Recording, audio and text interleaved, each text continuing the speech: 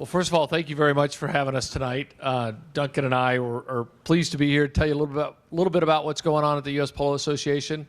We'll first of all do a quick introduction and then jump into it and come back and answer questions. So what do we have, 4 hours? We don't have 4 hours. Duncan, we don't have 4 hours.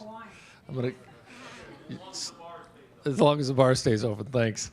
My name is Joe Meyer, and a bit of a background. Iowa State, Army ROTC. In the Army, I was an armored cav guy. General Patton, who most of you know is probably a polo player, or was a polo player, and polo always intrigued me. And so met my wife, Susan, who's here tonight. Thank you, Susan, for coming to see us. We have 2 children. Both are in college. Our son plays polo as well.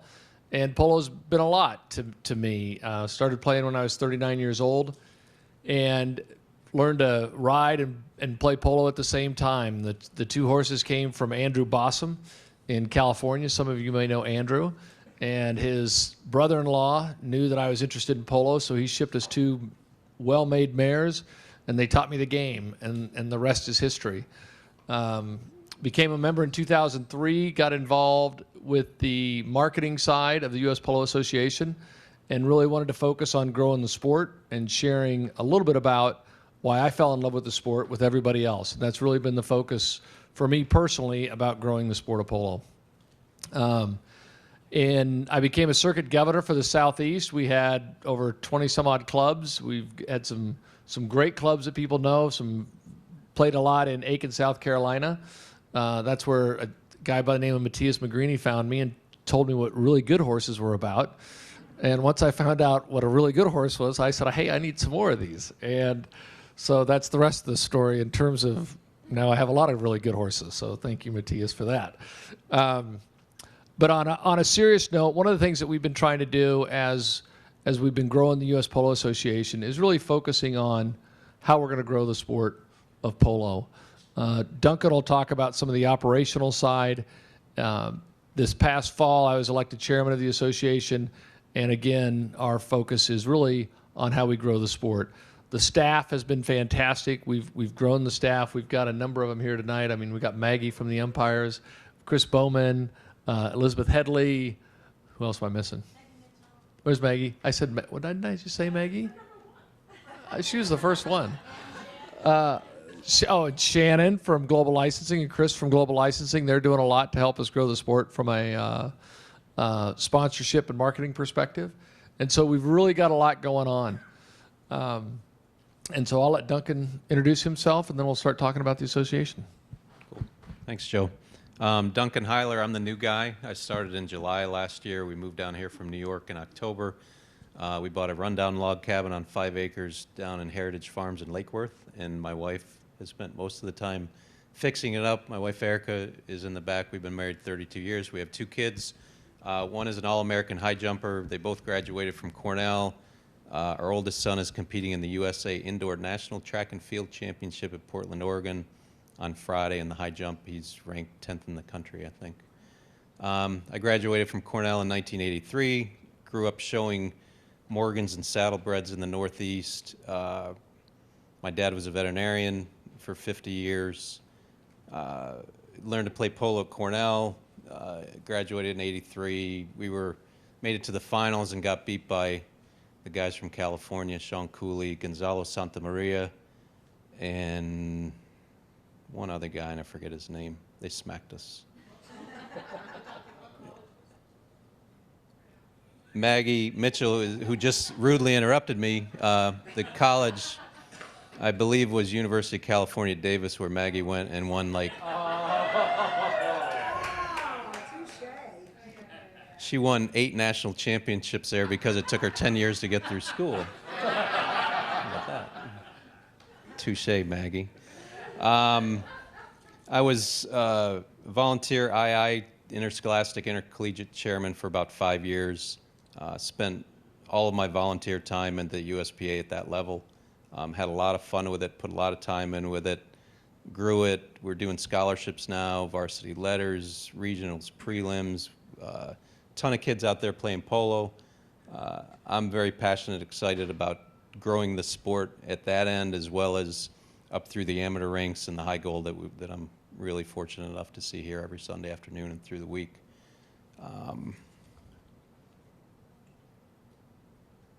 That's it. Any questions? Oh, ROTC also, Army ROTC. I don't know if that's why I got the job or not, but I was scholarship. Yeah, scholarship ROTC got me through school. I spent 4.5 years in the Army as an engineer officer, platoon leader, general's aide, et cetera, et cetera. I've got passion points, and some of you may have heard.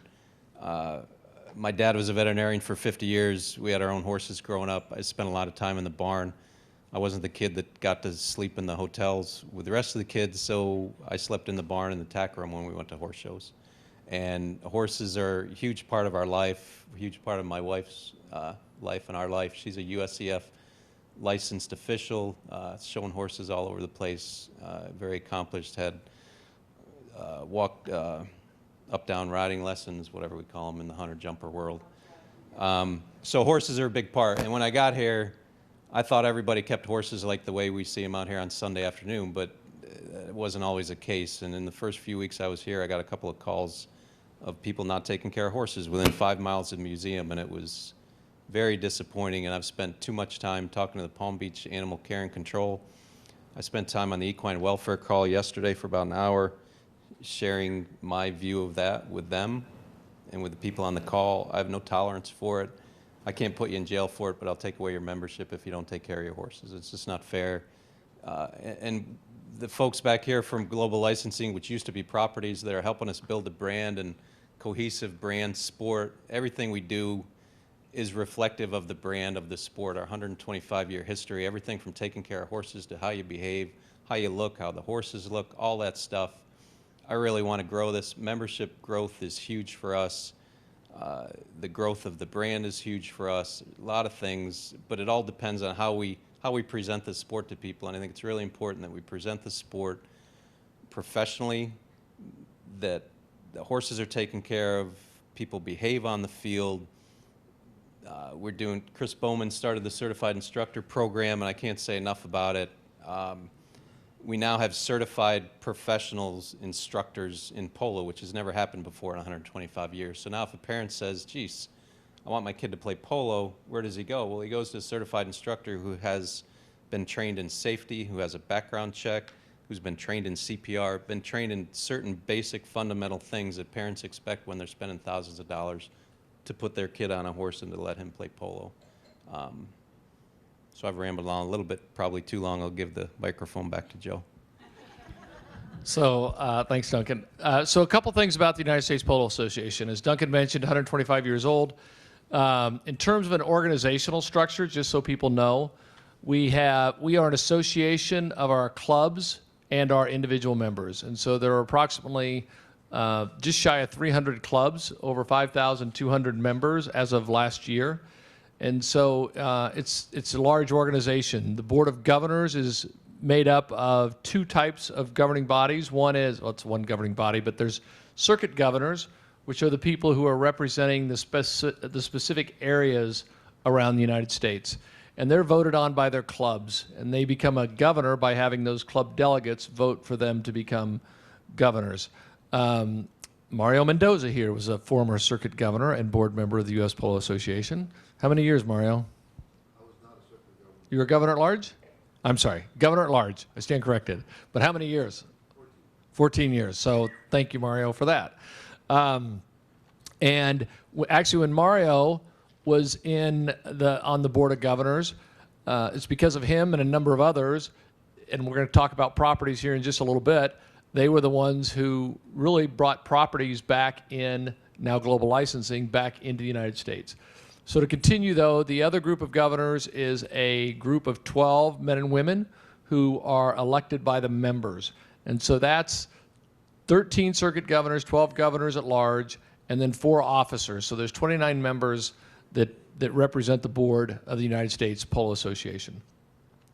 Inside of that organization, Duncan is the CEO for the entire organization. We have a group called Global Licensing. That's our clothing brand that you've heard about. Numbers that are, I believe, public. They are public. $1.5 billion a year in annual sales worldwide. It's just phenomenal. That brings in over $30 million a year in royalty income. We run the business from that, and then all that money comes, not all that money, most of that money comes to us either through royalty income or dividends, where we pay taxes on our dividends. And so that's kind of how we get the money. Over the last 12 or so years, we've built that endowment up to over, by the end of this year, it will be $105 million. And we expect to be fully self-sufficient funding-wise by the year 2023, which means even without global licensing income, we can fund all of our operations. So that's a real testament to what the board has done with allowing the global licensing to build the brand. Inside of the U.S. Polo Association, we've got 3 LLCs. Polo Development, which Chris Bowman is the executive director of. She has a specific board that she reports to, and they do a number of things, including certifications. Everything that's really about developing the sport of polo falls under Polo Development. We have umpires, which over the last few years, we've really started to initiate getting good professional umpires into the game, and Maggie works with the umpire group. And then our third group is marketing. And so marketing is really focused on growing TV, growing sponsorship, doing the things that enhance the sport. And so we're really excited about that. They work hand in hand with global licensing so that we leverage the heritage of the sport, which nobody else can really do. And then we have the services group, which is led by Bob Putz. And that's the group that handles handicaps, tournaments, and a whole host of other things. And, you know, it's interesting because we are growing the association. We're growing the employees. Duncan's got a lot going on in that regard. And I think the thing that's important for the members to know is that we're really focused on what we call our vision, which is a great polo experience. And that means a great polo experience for everybody involved: members, clubs, sponsors, fans, everybody, and our equine athletes, the horses. You know, that we have to take care of them. And if we do that and we do it well, the sport's going to grow. We're all here because we love the sport. And the more that we can let people see the sport, the more people get excited about it. And that's what happened to me.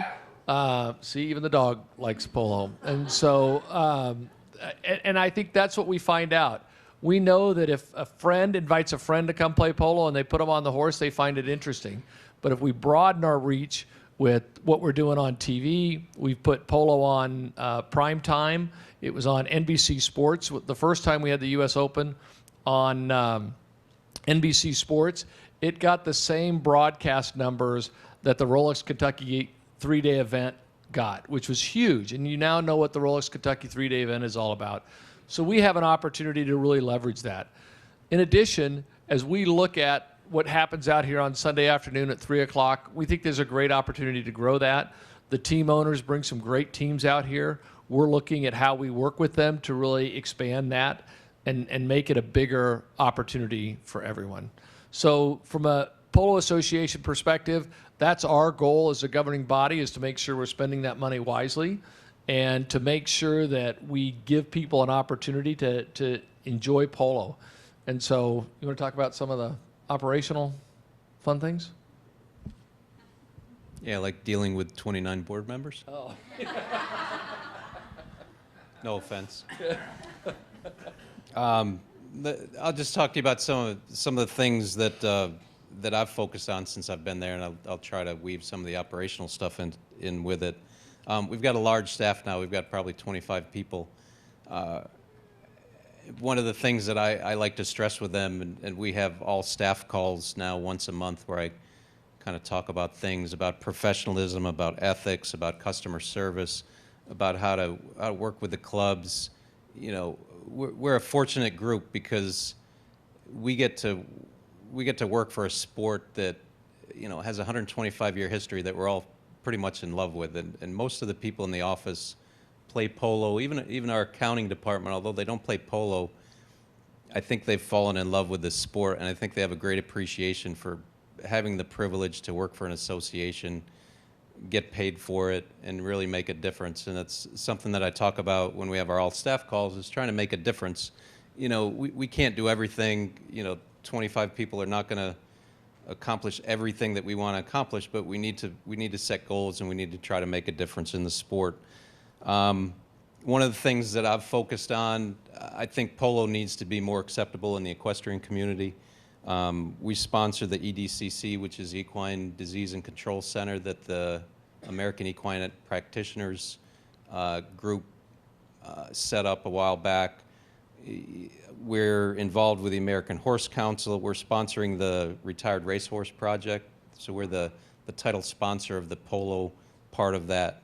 Basically, just trying to get polo into the mainstream of equestrian sports, because it is an equestrian discipline, and why, if you're a hunter jumper rider, why don't you think about polo, and think about it in a positive light.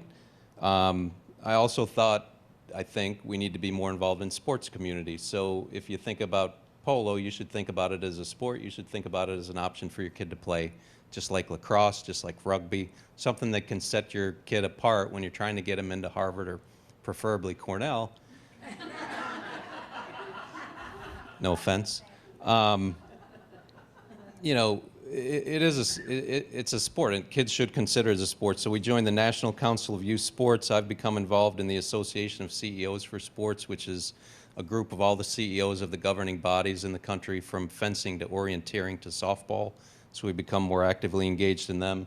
Maggie just got back from a meeting with a group called Arbiter. She's going to the National Association of Sporting Officials for the second time this year. Last year was in St. Louis, third time, sorry. Just trying to get more in the mainstream. And part of it's getting polo's name out as a more normal, maybe less niche sport, but also using those organizations to look at best practices, how we operate, how we use our endowment, how are we covered for insurance, concussion management, helmets, safety, background checks, all those things. But bottom line to all this is membership growth. We hit 5,000 members for the first time this year ever, and I see things online that drive me crazy, and I try not to let it drive me crazy, but people will say, well, you only really have 2,500 playing members. It's like, well, yeah, that's if you don't count the 1,500 kids that are getting on a horse 3 times a week at high school or college. Yeah, so seems like we ought to count those kids. The real number is really 5,000. We introduced a social non-playing membership a couple of years ago. We have about 250 social non-playing members, and we've created that membership category to give people who aren't getting on a horse anymore but still want to stay involved in the association the ability to do so. So that's very important. I have said unofficially that I don't see why our number of members can't grow to 10,000 in 5 years. I really don't, because if you grow the kids, you grow every level of polo, amateur up through pro polo. It just seems like that's an opportunity for us. I know there's people kicking around the barns at Cornell who aren't members. I know there's people kicking around at UVA that aren't members. I know there were people at my own club that I was at in New York that weren't members. If we can give members a reason to join the association through benefits, through whatever means, then I think we can raise that number up, and that's a huge opportunity for us. I wish Horace was here. I miss seeing Horace. I know his wife's sick. I know you all know his wife's sick, which is, he's got other things on his mind. But when I went to the East Coast Open, after Mr. Magrini got a hold of me, Horace got a hold of me, and it was a much more pleasant experience than listening to Matthias Magrini. But a couple of the things that Horace said was, you need to do 2 things for him. And everybody knows Horace because he wrote the encyclopedia. He's an incredible person, a surgeon at Yale, encyclopedia author, all these things. So when someone like that talks, I listen. No offense, Matthias. So he says you got to work on 2 things: standardization of international rules. There's somewhere around 65 players that play across the globe. So they play in the UK, they play in Argentina, they play here. Why do they have to play with 3 different sets of rules? And I said, yeah, okay, that makes sense. It's like he plays in Aiken, I play in New York, we have the same rules, right? So these people who play globally should have the same rules. So we did that, and Bob Putz, Charlie, a lot of people put a lot of time into that, and we got the international rules standardized. We're using them here this spring. I've heard nothing but good things about it. I've heard some, well, I won't say that. I've heard some issues about why does the game end at 7 minutes in the 6th chukker when the other team's down by a goal, right? some things need cleaned up, but we made a big push with that. The other thing Horace talked to me about was behavior, and I'll go back to that. He says, you got to clean up the behavior on the field. There's too many people running around, yelling at the umpires, acting like you shouldn't act. And I said, I'll work on that too. And we've worked on it. You'll see yellow cards coming out here. Once in a while, you'll see a red card. But the behavior on the field is a reflection of the sport. We can't have people cantering up and down in front of 9,000 people, a lot of them women and children, using language that's just not appropriate. And I'm pretty passionate about that. Something that luckily none of you have probably seen me play polo, so I don't have to comment on my behavior, and hopefully my wife won't go into that. Thanks. A couple other things that I think are important, and then we'll jump into questions. A few years ago, there was something that a few of us noticed that was a concern, and that was trying to make sure we had young Americans playing the sport of polo. And so we began to focus on what could we do to really grow those number of young American players coming up through the sport. And the first thing we realized is we needed to do it, and we needed to find a way to make sure that the teams, when they hired people, would need to hire those young Americans. And so we created the American rule, which some of you may or may not be aware of. In essence, at all levels of polo, currently it's 22 goals and below, you have to have an American other than the sponsor on the team. And once we did that, it really gave an opportunity for our young American players to have a chance to play. And some people thought, hey, this isn't fair. We're America, land of the free. And what we realized was if we didn't make a change, that unfortunately we probably weren't going to get young American players coming up. And to make the sport great in the United States, just like you do with a lot of other sports, you need to have kind of the homegrown kids, if you will, play in the sport.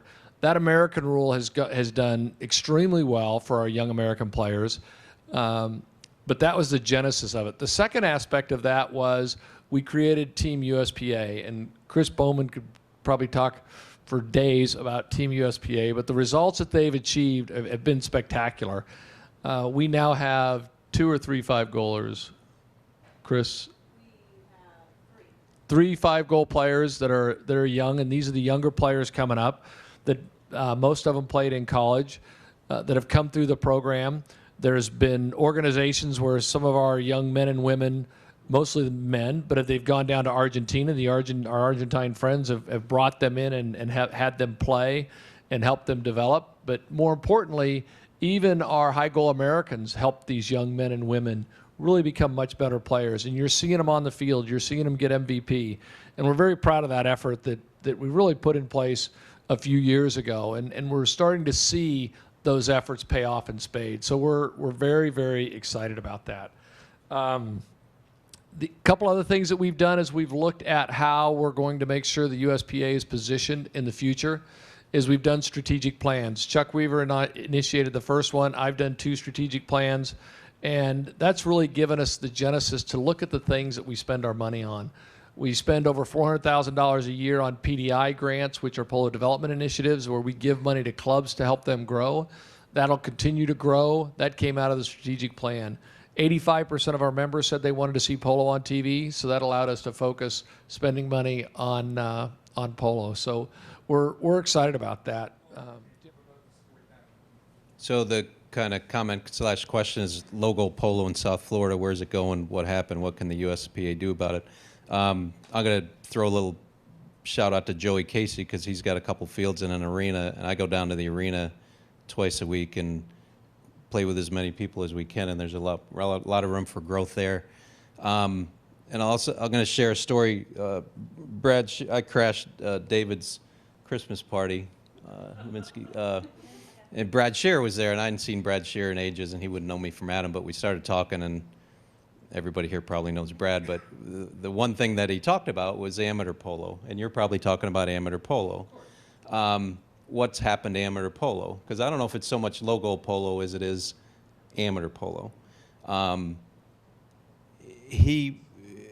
Brad was a 5-6 goal player probably, so arguably he's at the higher end of the amateur feeding scale, but what's happened to that and what can we do to bring that back? We've talked about, my wife does hunter jumpers. She did amateur hunters with a 6-year-old crazy thoroughbred that, but she went through the whole circuit in the Northeast and she accumulated something like 300 points and to get to Harrisburg and to show at Harrisburg, and she got top 5 at Harrisburg, and that was a really big deal. And how does the USPA support something like that so that amateur polo doesn't go away? And I think we need a real amateur cup, personally. We have an amateur cup now that says you can't have more than 2 pros on it or something. It says you can't have something more than a 2-goal player or whatever. But Stevie Orthwine coined a phrase 3 years ago at one of the April meetings, and he used the phrase professionalization of low-goal polo. And I want to grow the sport, and how do you do that with amateurs? How do you make it affordable? And I take that back. How do you make it accessible to as many people as possible? Well, it's got to be accessible to the amateur who wants to play low-goal polo. Gulfstream's an issue because Gulfstream's going away. But there's other places. There's Port Mayaca's got 7 fields up there. Joey Casey's got 2 fields. Grand Champions has how many fields? 5 fields, access to probably 6 more. There's Vero Beach. I think there's places, and if the USPA can figure out how to support that, how to structure it so that there's an incentive for people to have clubs to support it. Why don't you just buy Aiken? Just buy the whole place. By Aiken? Yeah, buy all of Aiken. Well, that doesn't solve South Florida, though. But it's good. I really think there's things we can do to support it, and I think if you support it and you structure it appropriately, people will. I mean, we can't provide all the land and all the resources to do it, but we can provide some sort of structure that incentivizes people to do things like my wife did with her amateur hunter, because that's almost like a crack addict thing. You want more, you want this, you want to get there. Avery Chapman, who probably most of you people know, he's a triathlete, and Avery got my ear for about an hour one day about how they do it in the triathlon world. You compete at a level here. They give you a prize and you get to go to the next level, and you get to go to the next level, and you get to move on, and it's all about acquiring points and about engaging the membership and trying to encourage them to be more involved. And I think we need to do a lot more of that. I don't think we do that very well at all. I think we do it great in the interscholastic and the intercollegiate ranks. I think the Knights tournament has been a huge plus. It's gone, the youth tournament, the summer series, it's gone from 0 to 350 kids in 3 years. There's a lot of things we're doing good, but the amateur polo and that, we're not doing good at it yet. The support for the small clubs, like Randy was, you need to support the small clubs. Well, and sorry. That's right. Get mad at me. We really are. Chris and her group, I come down here and I get, involved in the high goal and all this stuff. She's rapping on my knuckles every day. You can't forget about the small clubs. We have an umpire program which sends a free umpire. If you got a 6-goal tournament with 3 teams in it, we'll send you an umpire for a week. We've got $400 and some thousand of PDI money that's probably going to grow because Denny Geiler wants it to grow.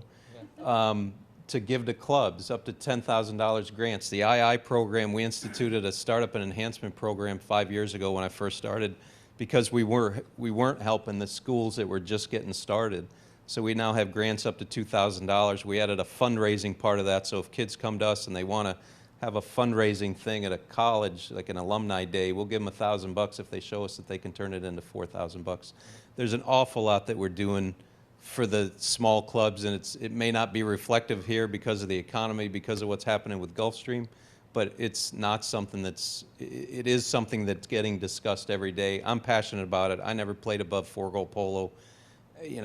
That's where I came from, and I have a lot of respect. If we're going to grow the sport, we have to grow the base of it, and we really hope some of those people percolate up and play 12, 16, 20, 26, but you got to have a base of it. And one of the things, I'm going to ramble on for just a few more minutes, I really believe that this is a sport, and if I was a Yankee fan, diehard Yankee fan growing up, and I knew the statistics of every Yankee that there ever was from the mid-'70s through the mid-'80s. We have to present our sport with statistics. We have to be relevant. Our website has to be timely. We can't wait a week to put out a press release on the finals of a girls' national interscholastic, which is what happened last year when I was the chairman of the II committee. It drove me crazy. We have to look like a sport. We have to be responsive to people who are fans, who hopefully will fall in love with the sport, who hopefully will get on a horse someday. We have to officiate properly. We have to have professionals at all levels. We have to have certified people. We have to look like a sport, like like baseball, that has Little League, that has Babe Ruth League, that has high school, that has minor leagues, that has professional leagues. We have to have a professional series / circuit somehow. We have to wrap up all this 125-year history, all the great polo. We need to put a wrapper around it. We need to have teams buy into it, team owners buy into it, and we need a structure for it. And we're talking to some really smart people on how to do that. And I think that percolates down to the local people, because people will look at it and they'll want to get a piece of it, because it's going to be that exciting. And we're really hoping that we can really pull that off. And Elizabeth, you had your hand up a couple minutes ago. I did. I just wanted you to mention the middle school and the intern program. So we started a middle school program because we had 6th grade kids playing against Cacho Galindo, who's 8 feet tall, and it was not appropriate safety-wise, so we had a middle school program. We had 8 tournaments this year in the middle school. And what was the other one? The intern program. And we have an intern program where we're trying to engage kids, because when kids graduate college, like me, you go away for 15 years, you get lost. You don't come back to the sport till your wife is good enough to allow you to have a horse named Larry, and you can play a couple of chukkers, a couple days a week. So we have to, and the outreach program and the intern program is kind of part of that. And I'm sorry. Sure. So what do the clubs see from the property royalties? First, they see a professional staff of 25 people that can support the sport, which they never had before, which means a lot of different things. But hard money, it's over $400,000 in PDI funds. It's over, how much do we spend on sending umpires around to clubs? Hundreds of thousands of dollars sending umpires around. The colleges receive now, where they used to not get anything for hosting a tournament, they now, Megan Judge in California receives tens of thousands of dollars a year. Forgive me for interrupting. Sure. I understand that you're paying a great deal of interest and respect to the IA, and that's great. But for example, I remember before Chris Bowman was so equanimously challenged by all of the team USPA and all this, she was running a small club in Idaho. Sure. She invited me there. I went and I played there. In Idaho? Yeah, in Idaho. Sun Valley. Idaho. Last time I looked. So, I might go with you. Catch you, actually. So how does a club like that benefit from the USPA windfall? Okay, so how does a club in Idaho benefit from the USPA windfall? First, they get in line for a PDI grant, which can be up to $10,000, which I think is not insignificant. And that's available. We had how many applications this year, Chris? 97 applications for $400 some thousand dollars.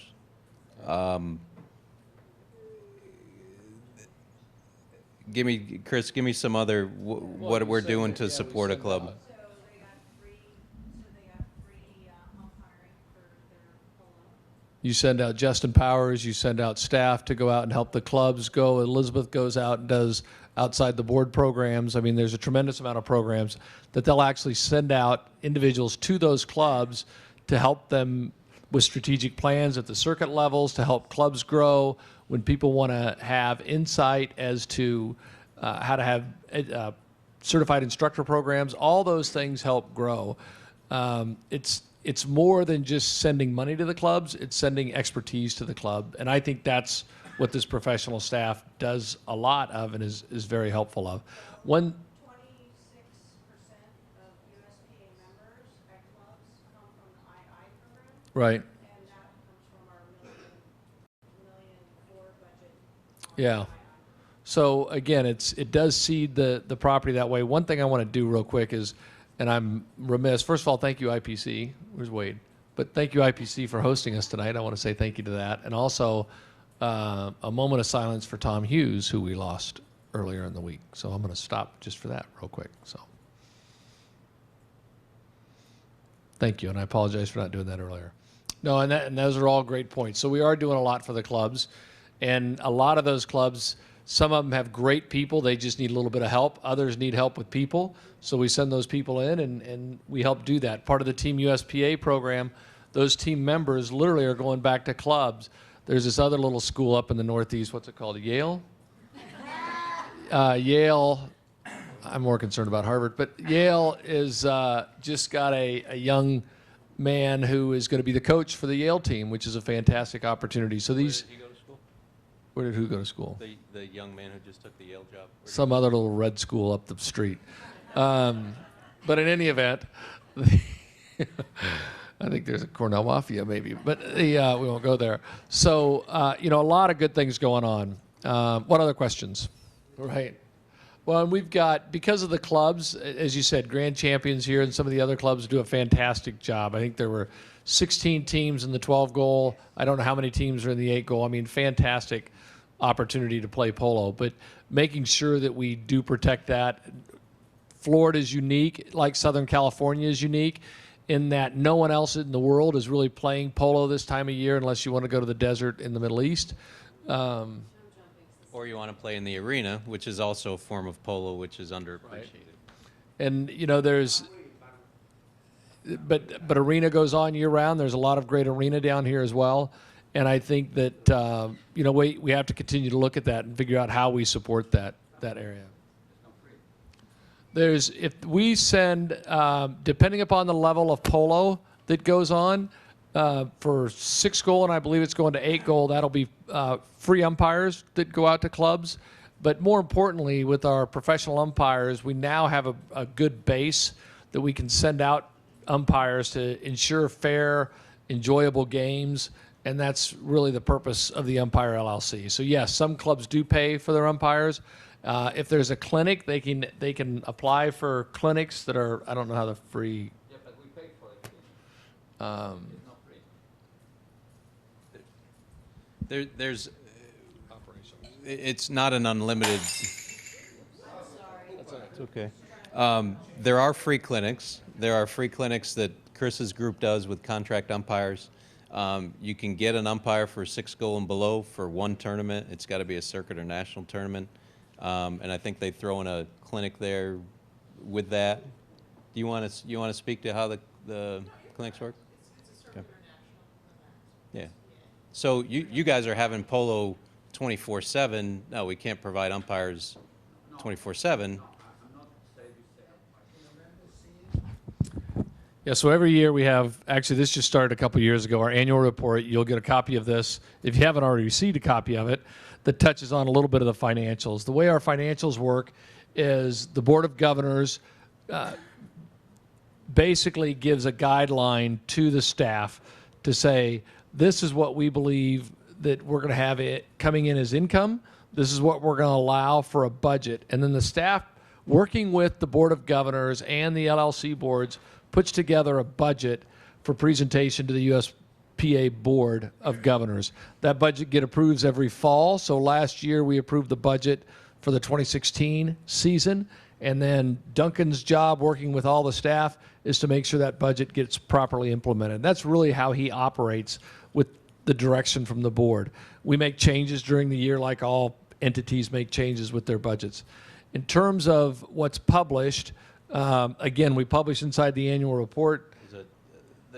We're a not-for-profit 501c6, so, Yep. So all that- of our 990s are available on Charity Navigator or any of the other sites that you can get to. So you can see you can see the tax return, which is essentially our financials. Right. So yes, it's available. Yes. Mike? Back to your earlier statement, Joe. The United States Tennis Association controls the U.S. Open in Forest Hills. You guys control the U.S. Open. It's kind of lived through the benefactor of wealthy club owners that when times are prosperous, everything's hunky-dory. I go back to Retama, everything's changed there. We're now dealing with a situation here at this club that I think you're very well aware of. At some point, if you're going to address the grassroots level and really be, if you really mean to grow the grassroots level, and you've got to have facilities.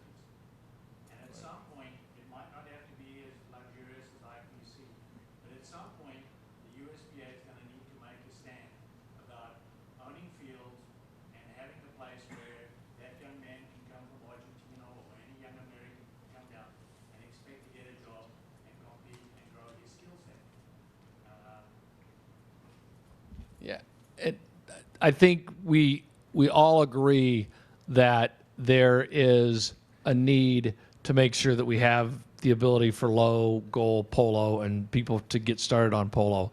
Working with our clubs, we believe that's a great opportunity. To your point, club owners come and go.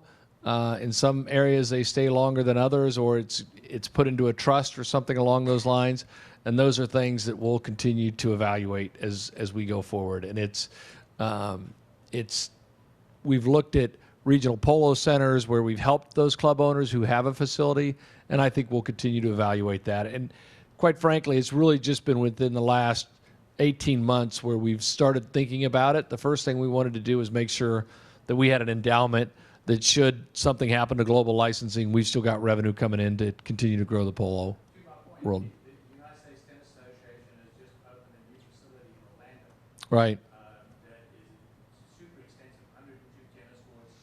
If you're anywhere in the world and you're serious about your tennis, whether you're 10 years old or you're an aspiring top 10 player, that's where you go. Yeah, and I think, similar to Susan and our daughter used to come down here every weekend for almost 12 years because they could come down and do 100 jumpers during the weekend. You're now seeing that with young men and women who are coming down here to play polo as well. So, we've got to make sure we have those facilities so that these young men and women can have fun playing during the winter months when they're in school, so that they can play competitive polo in the summer months. There's an opportunity there. So since we're talking about tennis, Skip Gilbert's the head of the U.S. Tennis Center in Flushing, and he's going to leave, I think, the association because the job's coming down here to Orlando, probably to run that facility, I guess. So I'm talking to him when we were out in Seattle, and I said, well, what's one of the biggest things that you guys have done to grow tennis, right? And he didn't talk about the U.S. Tennis Center. He didn't talk about Orlando. He talked about a format to get kids involved, which was a smaller court, a bigger ball, more colorful ball, different size racket, and slightly different rules. Say again? Under 10 tennis. So I sat there, and because I think once in a while, not all that often, but anyway, I sat there and I said, well, we have something like that. We call it arena polo, but unfortunately, when somebody says arena polo in a group like this sitting outside of this field, they look at it and they go, oh, dirty, small, icky, not so much fun, right? We don't pitch it, although it's responsible, like Chris Bowman said, for about a third of our membership coming up through the II program. We don't treat it like that. U.S. Tennis treats it like that, and I think there's a lot of legs to that idea that arena polo is more accessible because not everybody can afford to go to Orlando in the winter. Not everybody can afford to come down here. But if some guy's got an arena in Newburgh, New York that's 250 feet long by 100 feet wide with a bunch of horses he can rent, those kids can go down the road. They can drive up from New York City. They can go to Bobby Separano's to his arena. They can go to the arena at Harvard that Crocker Snow put together, Sam Ramirez's arena, and a million other ones across the country. So I appreciate the fact that they're doing that. And Joe might smack me, but I think a regional center across the country that the USPA owns is a great idea that has an arena, 2 fields, 30 stalls, and 24 horses, and a certified polo instructor, and maybe a certified umpire that can grow polo across the country. So to that end, we have sent some of our young men and women down to Argentina. On the cover, you've got Felipe Vianney, who's, what was that school he went to? UVA. That team was all Team USPA, 7 young men who made it to the semifinals in the FIP World Cup. If you watch their polo, it was the best polo. I mean, it was fantastic polo, and I'm very proud of those young men for what they did. And so some of them had spent time in Argentina. As a matter of fact, I'll mention Matias again. We've had kids being down there with him. Adolfo's been good if they get down there. But in terms of sponsoring them and working with them, those discussions are in place. And again, we'll continue to look at what works best for them. They get a lot of exposure in Aiken, South Carolina as well, where they're able to work. But we know for these young players to get better, they got to be playing against their peers and playing hard, fast, fun polo. So, yep. So Charlie Muldoon is very passionate about that because he played in those things, and and he understands that. We talk a lot about tournaments and what tournaments are, and we're frustrated. I was out in Cincinnati on Saturday at the Mid-State Circuit, and everybody's frustrated because nobody wants to leave their club. They want to play at their own club, and they don't want to travel. People from Haviland Hollow don't want to go to Giant Valley, don't want to go to Myopia, and we have to break that, and the USCF breaks it by having a 50-mile rule, so you can't have two A-rated shows within 50 miles of each other. It's just not allowed. So we're talking about that, and how do we make the tournaments more special? How do we take them back to when you played in the President's Cup and everybody came together? You know, if there was a facility in Florida that would support that, you know, maybe the USPA has some horses, maybe you ship in, maybe we even give stipends of $2,000 to bring the team down. Everybody traveled and stayed in Right. in a place called Texas, which is Burn, Texas, where it rained a lot, and everybody spent a lot of time together. It was a lot of fun.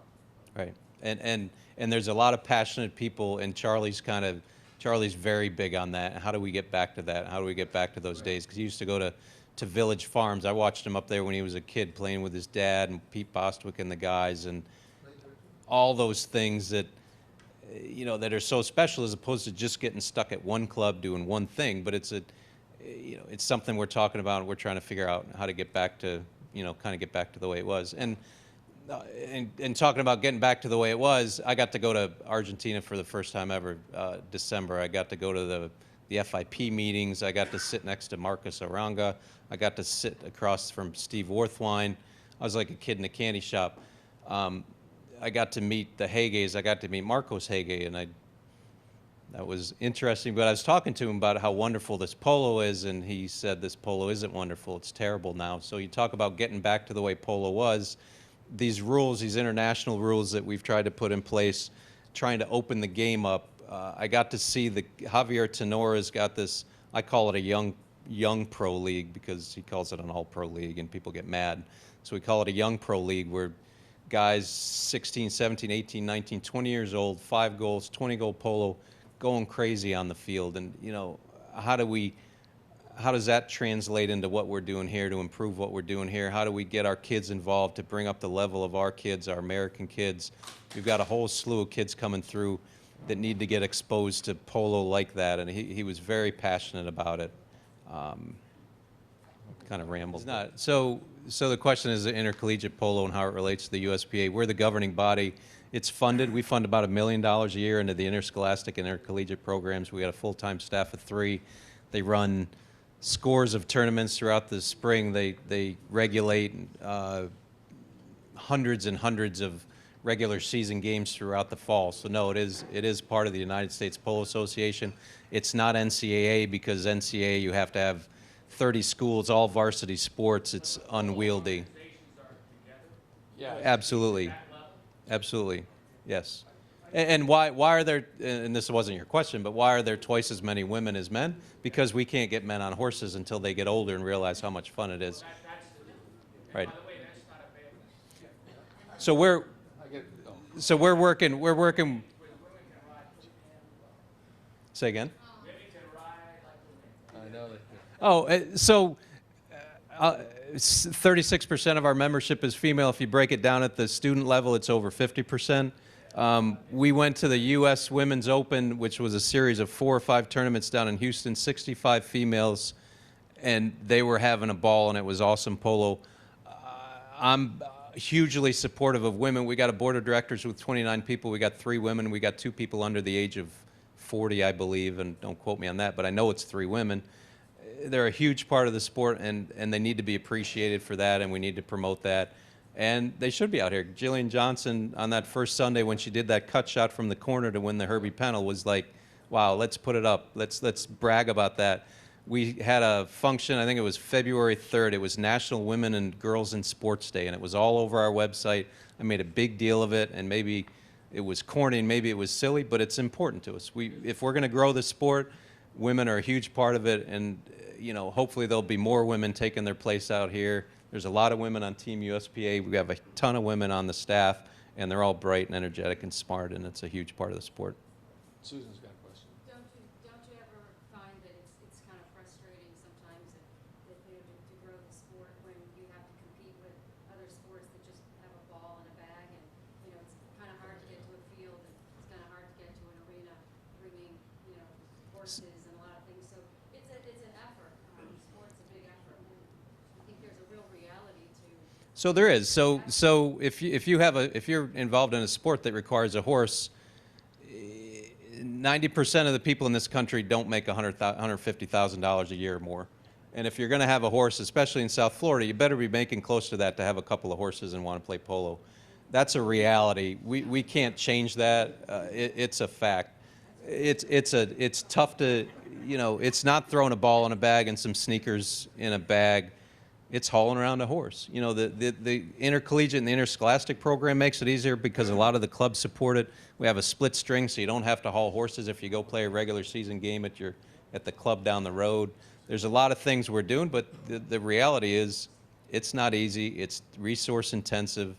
I'll give you an example. The USCF were involved in a survey that they did on youth involved in equestrian disciplines, and there were a million questions on why the participation rate of youth in equestrian sports in this country is declining. And I unfortunately wasn't very useful because our participation rate amongst the youth in polo is actually growing, and I'm pretty excited about that because of all the things we're doing and all the support we get from the clubs. But it's this much of the country, and there's a reality. It's everybody knows it's not inexpensive to do it. Yeah, I have a question regarding the games, which are getting very boring to watch, by the way, because of all the tweaks. You've got a million tweaks. You're stopping the game over and over again for checking up because the teams now get a chance to call into question a play and so on and so forth. You're slowing the game down, so now instead of seeing the game for 2 hours, we're there for 3 hours. And guess what? We're polo people in this room, but the majority of people out there that are watching this game don't know what and they're getting. No one's going to pay attention to your game if you keep making that game longer and longer and longer with all. Stop with the tweaks every 2 seconds. So I wish. Go back. Let the small little infractions go by.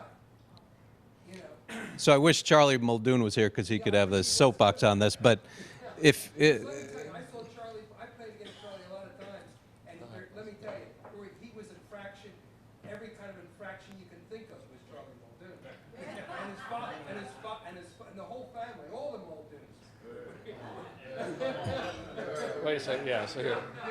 So just real quick, first of all, if Charlie Muldoon was here, our game is sped up significantly because of the new rule changes. So I think that is changing, and I think people know that we need to speed up the game, and we're doing that. I'm going to go over here. Brenda? And if you had been at the Umpires LLC lecture, you probably would know what it's all about, because it's all about safety for the horses and the players and uniformity throughout the sport. That's what it's about. Like I said, it's a lot of people doing a lot of stuff behind the scene that just isn't seen. And that's part of what we're trying to do is make sure people are aware of it. And look, people take criticism. Duncan and I got thick skins. We'll take that as much as people want to critique. But at the end of the day, and Duncan will elbow me. I mean, our vision, it's a great polo experience. So that we got to make it great. And if things are slowing the game down and we got to make it faster, we got to figure out how to do that in a safe way for the horses. Our equine animals we have to take care of, and we've got to do all those things. So The umpire program that Johnny went through. no, you see some of these stories from these kids. It's amazing to watch some of them. Matt Capola, I saw him out here a few weeks ago, watching him go from young to what he's doing now. Santi Tor, all these young men and women it's just a treat to watch that happen before our eyes. Elizabeth? Can you make one comment on how we're using the exit at USPA kids in Wellington? That's right. So there's Johnny. Raise your hand, Johnny. By the way, your dad's up here. Wyoming, I'm sorry. Yeah. Yeah, so that's a great point. We have 2 meetings a year. We have a meeting here in the spring, the week before the U.S. Open. Everyone's invited to attend. You should come to those meetings. That's where you'll learn a lot. You'll be able to participate. One of the things you'll hear Duncan and I talk about, everybody says we need to do this or we need to do that. Come with ideas. You got to show up with ideas. I'm a serial entrepreneur, started and grown and sold a number of companies. you know, I love it when an idea comes together and you can start putting things together. And we got the people that want to make it happen. And that's what we're excited about. So anyways, with that. And the membership component, club and membership looks at that and they make decisions and recommendations. So, you know, you look at all the things we spend money on in Polo, that's probably the least expensive thing that we buy, but yet, you know, will that make a difference? And again, I know they look at it almost every year, and that does come up. So, you know, any other questions? All right. So thank you all very much. We appreciate you coming out. We appreciate you listening. Stay tuned. There's a lot of good stuff coming up. So thanks, Duncan. Joe will stay here and answer all the rest of your questions.